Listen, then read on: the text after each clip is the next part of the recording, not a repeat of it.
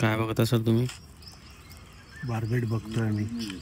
Copper Smith barbette नावाचा एक पक्षी आहे. तिची नेस्ट आहे इथे आणि सध्या मेल फिमेल फिडिंग करता आहे. आणि आमचे पक्षी मित्र आलेले आहेत. त्यांना आम्ही इग्नोर केलेलं चांगलं नाही राहणार. हे सर्व साथीवर श्रीपाद दादा पण सोबत आहे. भेटा देण्यासाठी आलो बार्बेटला.